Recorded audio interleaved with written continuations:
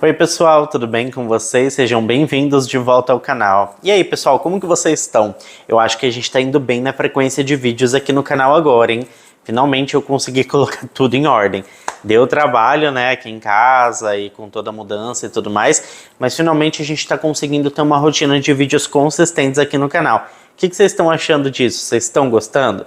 Inclusive eu vou aproveitar e vou deixar alguns vídeos que eu publiquei esse mês que foram assim muito bem, que o pessoal gostou bastante, aqui embaixo nos comentários para vocês assistirem depois se ainda não tiverem assistido. Mas agora, gente, vamos para o que interessa e bora pro caso de hoje.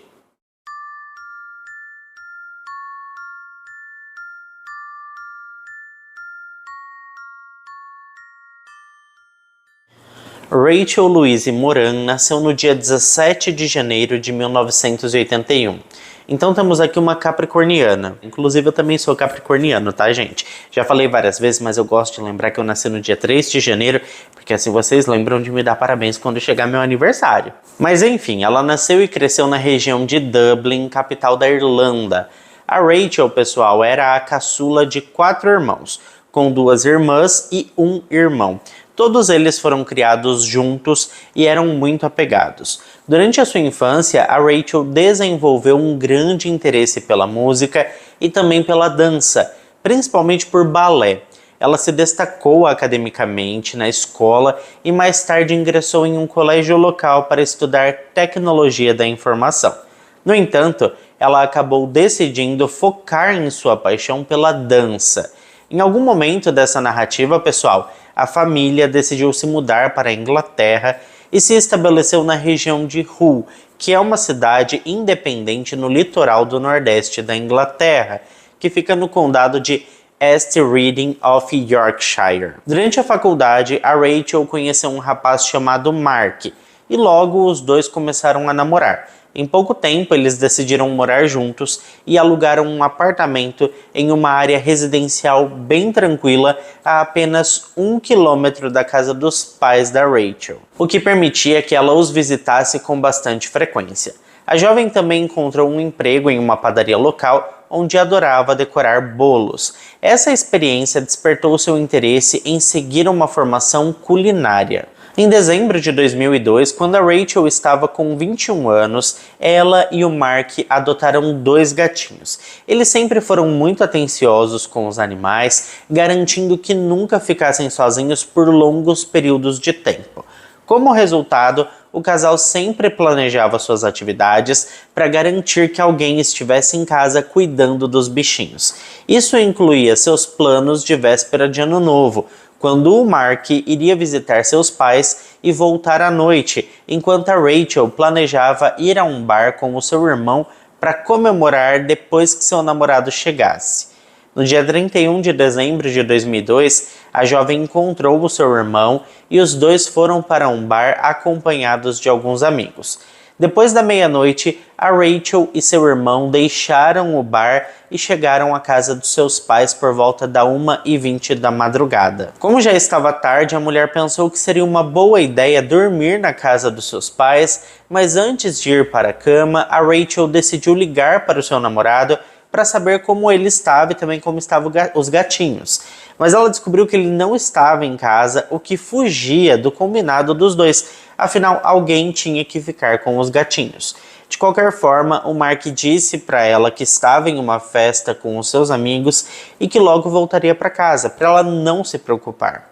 Desapontada pelo Mark ter deixado a casa e os gatinhos sozinhos, a Rachel decidiu voltar para o apartamento ao invés de ficar na casa dos seus pais. Ela não queria que os seus gatos ficassem sozinhos, principalmente na noite de Ano Novo, pois eles poderiam se assustar com os barulhos das comemorações. A mãe da jovem tentou convencê-la a não sair devido ao horário tardio. Ela estava visivelmente preocupada com a segurança da sua filha. As duas até chegaram a discutir porque a mãe da jovem realmente não queria permitir que ela fosse embora. Mas após uma longa discussão ali, a Rachel partiu em direção à sua casa, prometendo ligar para sua mãe assim que chegasse. Como vocês já devem imaginar, ela nunca ligou e aquela foi a última vez que a sua mãe a viu com vida. Após esperar cerca de 1h30 sem receber uma ligação, a mãe da Rachel tentou entrar em contato com ela, tanto pelo celular quanto no telefone fixo do apartamento, mas ninguém atendeu as chamadas. Inicialmente, a mãe da jovem acreditava que ela poderia ter ido atrás do seu namorado, afinal ela estava furiosa com o Mark. Mesmo assim, ela passou a noite toda tentando falar com a sua filha e depois de tentar entrar em contato com ela até umas 4:30 da manhã, a mãe da Rachel decidiu ir dormir. Ela acordou por volta das 10 horas da manhã e encontrou o seu marido ao telefone. Inclusive, ela acreditava que o homem estivesse falando com a Rachel, mas na verdade, quem tinha ligado era a irmã mais velha da jovem, que também estava preocupada com o desaparecimento da irmã. Eles tentaram ligar para ela novamente e depois de algum tempo, o Mark atendeu o telefone fixo. Ele ficou surpreso quando perguntaram se a Rachel estava em casa. Ele disse que tinha voltado por volta das 7 horas da manhã e estava sozinho no apartamento do casal. O homem ainda completou dizendo que jurava que ela estivesse com a sua família. Inclusive, foi por isso que ele não se preocupou muito e foi dormir. Segundo o Mark, não havia sinais de que a Rachel tinha estado no apartamento. Suas coisas não estavam lá, a cama estava como ele a deixou e os gatinhos não haviam sido alimentados. Evidente que essa informação só aumentou o pânico da família. Eles ligaram para todos os amigos da Rachel, mas ninguém tinha a visto naquela noite.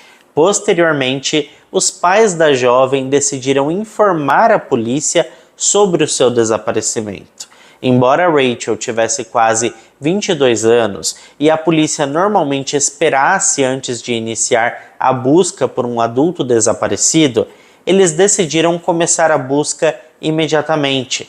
Neste caso, eles inspecionaram o seu apartamento e entrevistaram todos os membros da família e também amigos. A polícia rapidamente descartou a possibilidade da mulher ter saído por vontade própria, dado o seu histórico e os relatos dos seus entes queridos. Durante a investigação, a mãe da Rachel lembrou de um momento importante da noite em que a jovem desapareceu. Quando a Rachel estava saindo da casa dos seus pais, ela e a sua mãe tiveram uma discussão literalmente na porta da residência, com a porta aberta. A sua mãe tentou convencê-la a ficar e em um momento, um homem desconhecido passou pela rua. A mãe da Rachel, inclusive, chegou a considerar pedir a ele que acompanhasse a sua filha até em casa. Afinal, ela pensou que se um homem acompanhasse a sua filha, ela estaria mais segura. Mas ela decidiu não fazer isso, afinal ele era um completo desconhecido. Bom, depois de receber uma descrição básica do homem visto passando pela porta da residência, a polícia começou a procurá-lo, pois ele estava indo na mesma direção que a jovem desaparecida, e o homem poderia ter testemunhado algo relevante para esse caso. Enquanto a busca por outras pistas continuava, as unidades policiais foram alertadas sobre as características físicas do homem misterioso. Os investigadores também começaram a investigar o namorado da jovem, e rapidamente eles descobriram que houve uma discussão entre eles naquela noite, quando a Rachel descobriu que ele tinha ido a uma festa. Além disso, durante as suas interações com a polícia, o Mark não parecia angustiado com o desaparecimento da sua namorada. Estes fatores levaram os investigadores a considerar a possibilidade da sua participação no desaparecimento dela, levando-os a verificar o seu álibi. O Mark afirmou que voltou da festa depois das 6 horas da manhã e a polícia confirmou a sua declaração conversando com as pessoas presentes na tal festa. Os parentes da Rachel também insistiram que o Mark nunca faria mal a ela. Os investigadores então solicitaram os dados da operadora de telefonia móvel e também do banco da jovem, e descobriram que ela não havia usado seu telefone ou cartões bancários desde o seu desaparecimento. Naquela época, gente, o rastreamento de localização por telefone celular e dados de torres celulares não eram sofisticados o suficiente para serem úteis, especialmente em curtas distâncias. A polícia então decidiu obter todas as gravações de câmeras de vigilância dentro de um raio de 10 quilômetros da rota que a jovem fez no dia do seu desaparecimento. Patrulhas foram enviadas a cada loja que tinha um sistema de câmeras de segurança e os moradores dessas áreas foram todos entrevistados, na esperança de que alguém pudesse ter câmeras de segurança instaladas. Logo, pessoal, eles conseguiram as primeiras imagens da Rachel em uma das câmeras, a poucos metros do seu apartamento, confirmando que ela realmente estava indo para casa e não para outro lugar. A busca foi intensificada nesta área, envolvendo cães farejadores, helicópteros e dezenas de policiais percorrendo as ruas, florestas, riachos e córregos da região. Mas esses esforços não renderam resultados. Com o passar do tempo, a polícia suspeitava cada vez mais que a Rachel talvez não estivesse mais viva. No entanto, a busca continuou em uma escala bem maior. 2 semanas depois, uma pista preocupante surgiu. Um dos canais perto do apartamento da jovem foi drenado e o sapato que ela estava usando quando saiu da casa da sua mãe foi encontrado naquele local. No dia seguinte, uma sacola de lixo foi descoberta no mesmo canal, contendo a bolsa de uma mulher com cosméticos, um telefone celular e outros itens, incluindo um passaporte. A partir deste documento foi comprovado que aqueles itens pertenciam a Rachel Moran. Estas descobertas levaram a família da mulher e os investigadores a acreditar que ela provavelmente estava morta. Os detetives dedicaram ainda mais esforços ao caso e decidiram fazer uma reconstituição dos últimos passos da jovem desaparecida. A polícia encontrou uma mulher que se parecia com a Rachel e a vestiu com roupas semelhantes às que ela usava na noite do seu desaparecimento e pediram a ela para seguir o mesmo caminho que a Rachel fez. E essa reconstituição foi gravada e transmitida em canais de televisão local. O objetivo desse experimento era encontrar testemunhas que poderiam ter visto a Rachel na noite em que ela desapareceu. A recriação visual da cena foi bem sucedida em despertar memórias, e várias pessoas entraram em contato com a polícia com suas observações após a transmissão. Embora esses depoimentos não tenham sido muito úteis para o caso, os detetives obtiveram algumas pistas significativas. Inicialmente, a polícia havia recebido a maioria das gravações de câmeras de segurança da região, mas algumas foram simplesmente ignoradas, até que a administração de uma escola localizada a cerca de 150 metros do apartamento da Rachel forneceu imagens da noite em questão. A qualidade era bem ruim, mas a polícia viu uma mulher se dirigindo a um complexo de apartamentos e segundos depois alguém a seguindo. Os investigadores suspeitaram que esse indivíduo pudesse ser o autor desconhecido que poderia ter atacado a Rachel. No entanto, a baixa qualidade das imagens impediu a identificação de quaisquer características físicas do suspeito. A polícia teorizou que se a pessoa responsável pelo desaparecimento da Rachel fosse esse homem, ele não poderia ter transportado seu corpo muito longe sem um carro.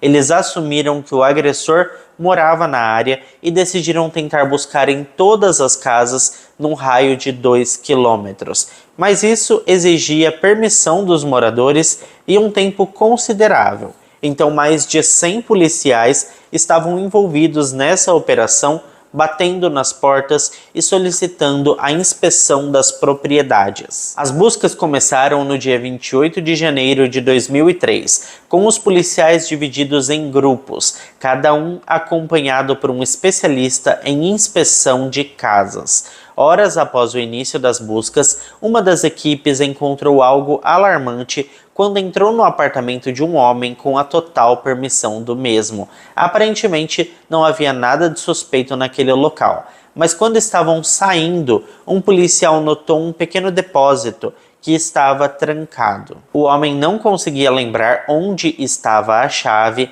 mas após ser pressionado pela polícia, ele acabou encontrando. Quando os policiais abriram o local, descobriram várias sacolas de lixo, caixas vazias e outros objetos. Enquanto eles limpavam ali aquela bagunça, um policial notou um pé humano em uma das sacolas. Após uma inspeção mais detalhada, eles perceberam que haviam acabado de encontrar o corpo da Rachel Moran enrolado em um cobertor. Os policiais ficaram pasmos com a forma como o criminoso conseguiu colocar o corpo ali, naquele local que era bem pequeno e apertado.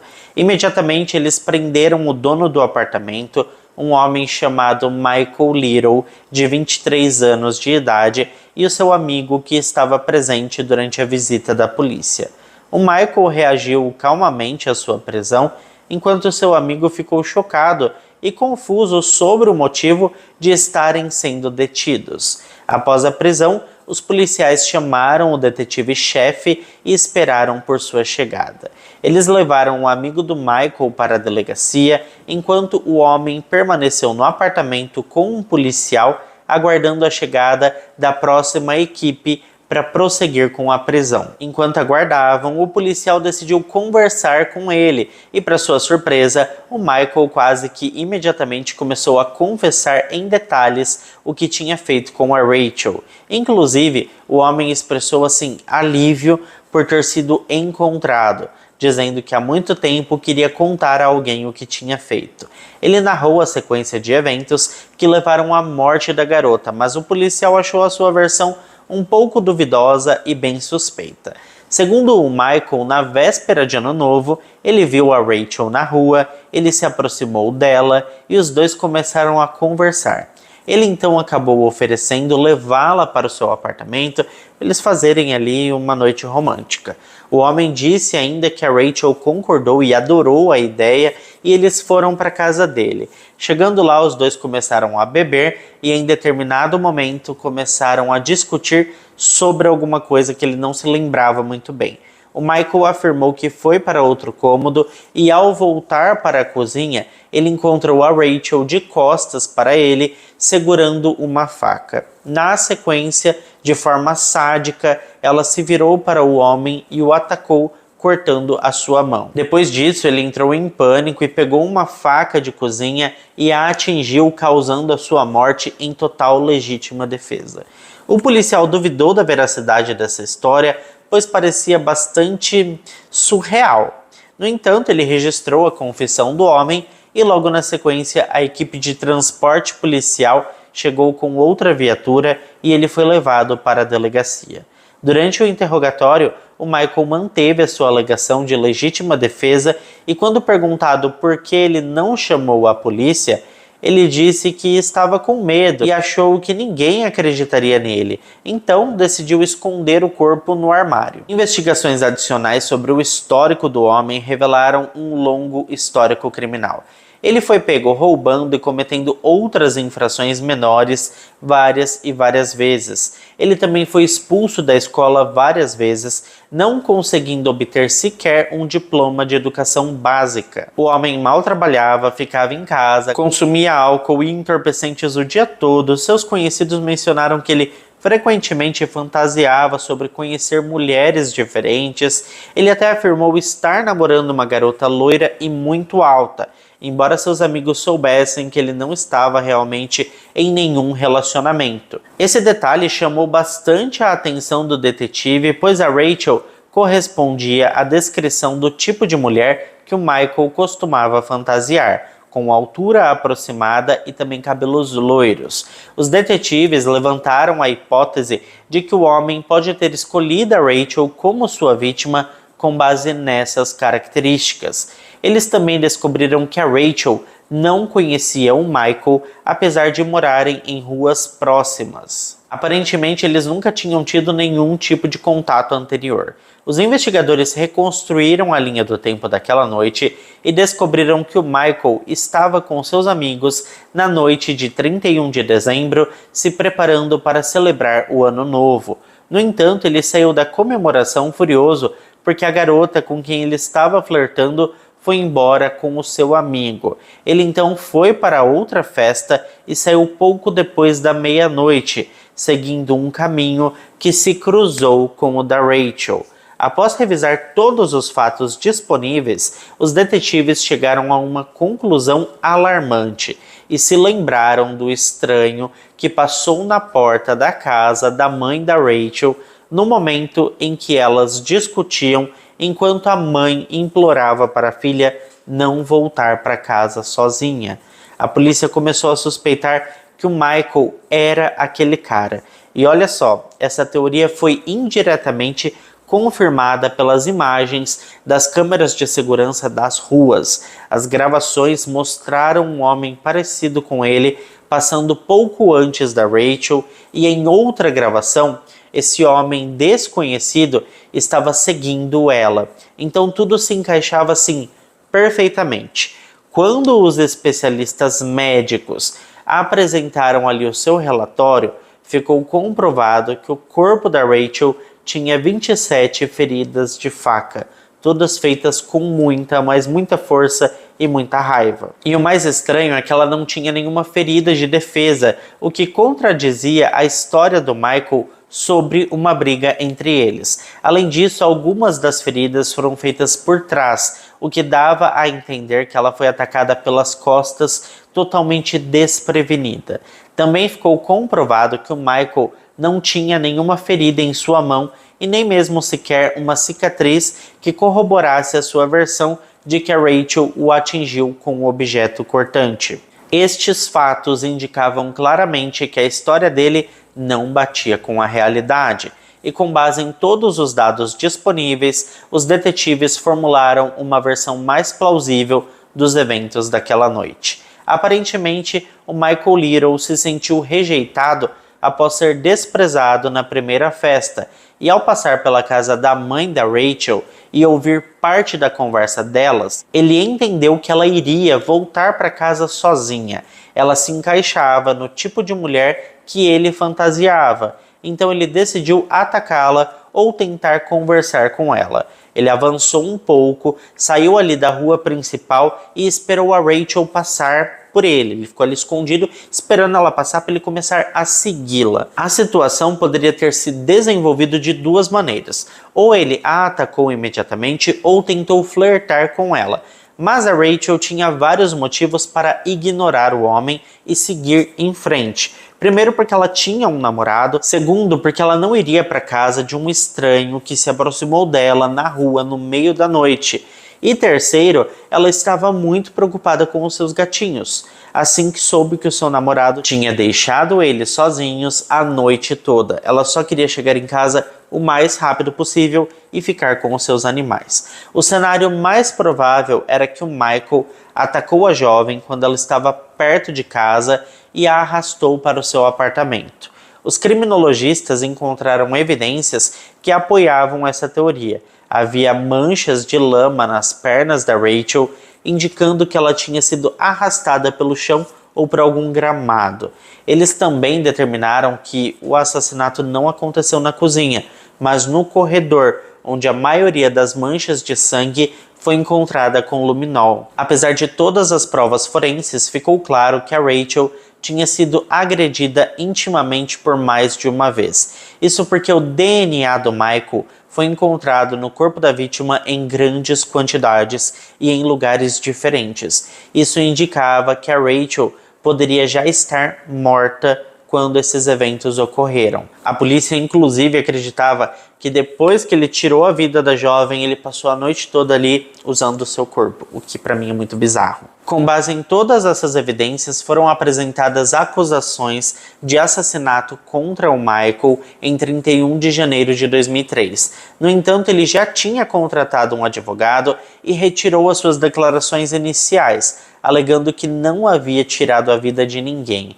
Eventualmente, o caso foi a julgamento em outubro daquele mesmo ano, onde os advogados do homem apresentaram uma nova versão dos fatos. Agora, o Michael afirmava que o seu amigo era o verdadeiro assassino. Esse era o mesmo amigo que foi preso junto com ele no dia em que o corpo da Rachel foi encontrado, mas acabou sendo solto por falta de provas, ligando ele ao caso. Segundo o Michael, ele voltou para casa de madrugada e encontrou o seu amigo e a Rachel lá. Ele afirmou que seu amigo tinha conhecido a Rachel e decidido ir para o apartamento dele, já que tinha as chaves. Os três beberam juntos e depois a Rachel e ele acabaram indo para o quarto e tiveram relações consentidas. E esse era o motivo do seu DNA estar espalhado por todo o corpo da mulher. Pouco depois, o amigo entrou no quarto com raiva e furioso ao descobrir que eles estavam se pegando. Ele então pegou uma faca e desferiu vários golpes contra a Rachel. E com o mesmo objeto, ele ainda ameaçou o Michael para que o ajudasse a limpar toda aquela bagunça e nunca falasse sobre o que aconteceu. Caso contrário, ele ameaçou tirar a sua vida. Como era de se esperar, ninguém acreditou nessa história, ela contradizia as evidências e era totalmente improvável. Todas as indicações apontavam para o Michael como o verdadeiro assassino, sem nenhuma evidência implicando o seu amigo.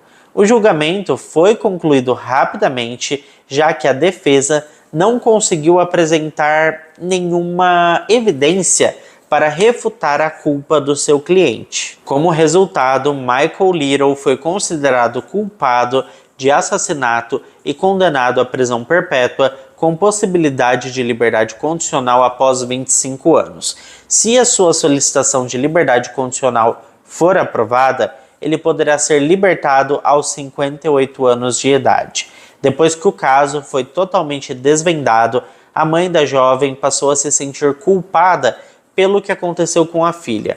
Por mais que ela tenha tentado impedir que a jovem saísse naquele horário sozinha, ela não conseguiu.